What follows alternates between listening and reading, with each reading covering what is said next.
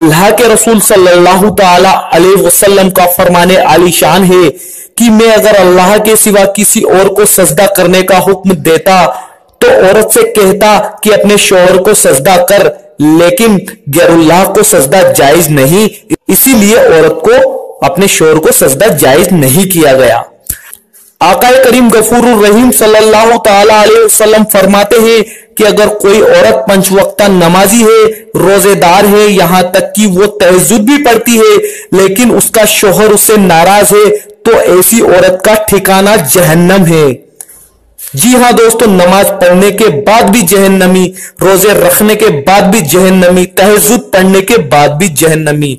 और प्यारे नबी यहां तक फरमाते हैं कि कोई औरत तंदूर पर रोटी डाल चुकी है और उसका शौहर उसे अपनी जरूरत के लिए बुला ले, उस वक्त दोस्तों तंदूर पर ही रोटियां पकती थी, आज की तरह नहीं कि लाइटर से गैस जलाया और 5 मिनट में रोटियां पक गई।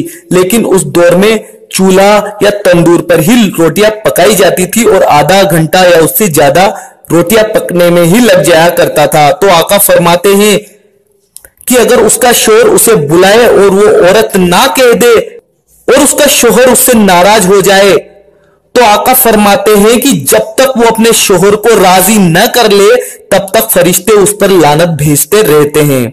और उसी हाल में अगर उसे मौत आ जाए तो वो औरत जहन्नमी है। जी हां दोस्तों, अगर इसी हालत में औरत मर जाती है तो उसका ठिकाना जहन्नम है। दोस्तों आजकल की औरतें तो बहुत ही बेबाक हो गई है।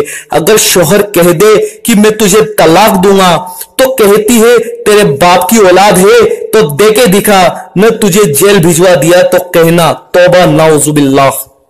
ऐसी औरतों पर अल्लाह की लानत है और इनका ठिकाना जहन्नम है। अल्लाह के रसूल सल्लल्लाहु ताला अलैहि वसल्लम ने इरशाद फरमाया कि अगर किसी शख्स के जिस्म में फोड़े पड़ जाएं, फुंसी हो जाए और उनसे मवाद बह रहा हो और अगर उसकी बीवी उस मवाद को चाट चाट कर साफ करे तो भी उस शौहर का हक अदा नहीं कर सकती। देखा आपने कितना मर्तबा है दोस्तों उसके शौहर का।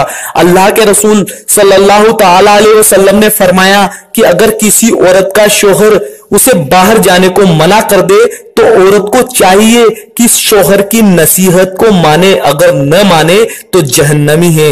लेकिन आजकल की औरतों को अगर बाजार जाने को मना कर दिया जाए, सिनेमा जाने को मना कर दिया जाए या शॉपिंग मॉल या शादी पार्टी में जाने से रोक दिया जाए तो औरतों का मूड ऑफ हो जाता है और वो दिन भर अपने शौहर से बात नहीं करती।